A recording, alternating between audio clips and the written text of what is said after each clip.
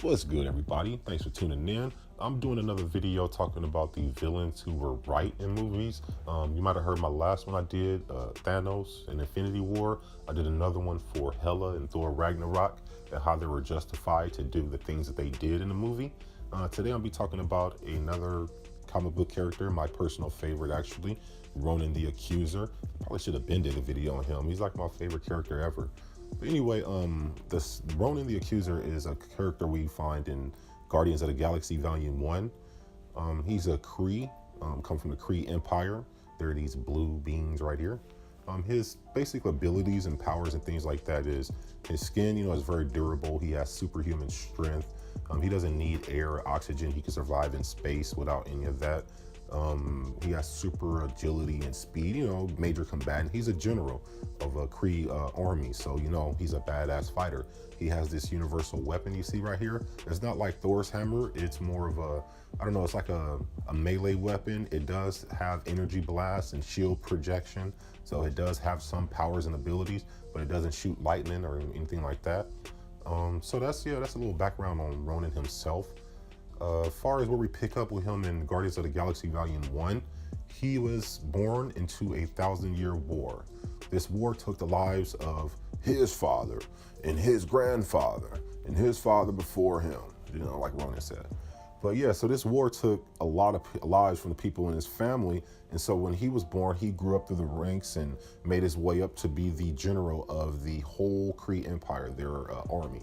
And he's fighting the war, and sometime during the war, some punk ass politicians come along and they decide they wanted to sign a peace treaty with the Xandarians, the people they were fighting. So the war was between the Kree Empire and the Xandarians. So then the Xandarians, they fight with the Nova Core. So you see in the Guardians of the Galaxy movie, those little, I don't know what you call them, green ships that they have with the yellow, that's the Nova Core. But anyway, so they signed this peace treaty unbeknownst to Ronan. Ronan is on the battlefield doing the dirty work and fighting the fight, and then some punk-ass politicians go ahead and sign a peace treaty. But Ronan's out there seeking revenge for his grandfather and his father and this 1,000-year war, so he doesn't give a fuck about no peace treaty. He's trying to end this war the right way on a battlefield down to the last man, which is how a war's supposed to end. So anyway, during this time, Ronan makes a deal with Thanos. Thanos is the most powerful being in the universe, so if you're ever going to make a deal with somebody, that's the man. Thanos and Ronan make a deal that Thanos would loan the services of his two daughters, Gamora and Nebula, to Ronan, and he wanted them to go find this orb and bring it back to him. In exchange for completing this task, Thanos would go to Xandar and lay waste to the whole planet. Well, that's exactly what Ronan wanted, so he made the deal. But unbeknownst to Ronan, Gamora was a damn spy and a traitor, and she wanted to steal the orb for herself. For what? For money. 4 billion units to be exact. She had a deal with some guy called the Collector, where she was going to steal the orb and bring it back to him and disappear.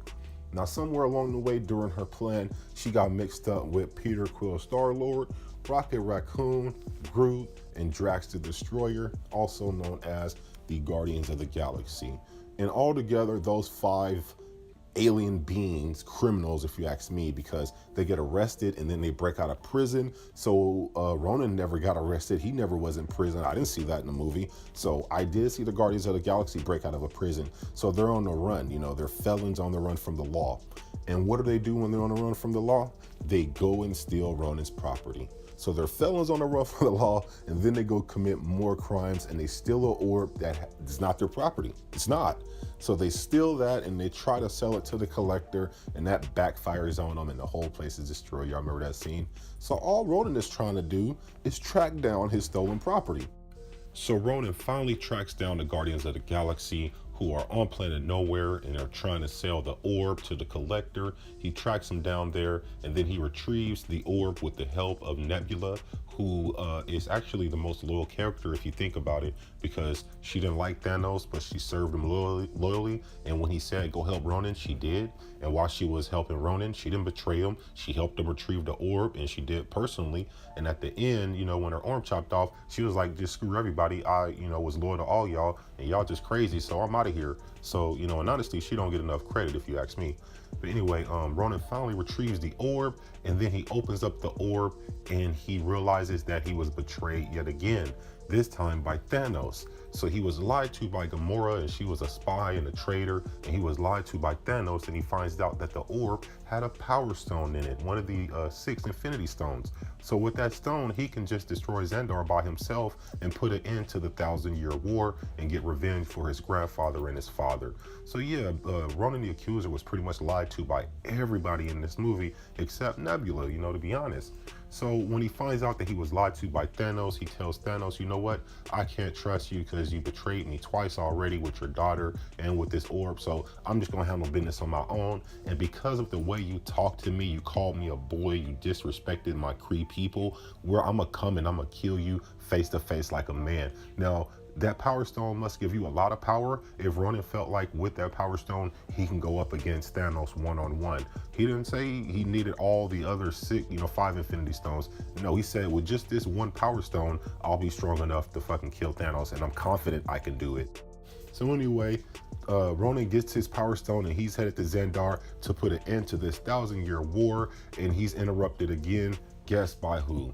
The fucking criminals, the Guardians of the Galaxy, who should be in jail by now. But not only are they working with the Nova Core, they're in cahoots. So the Xandarians and the Nova Core are in cahoots with criminals to try to win this war.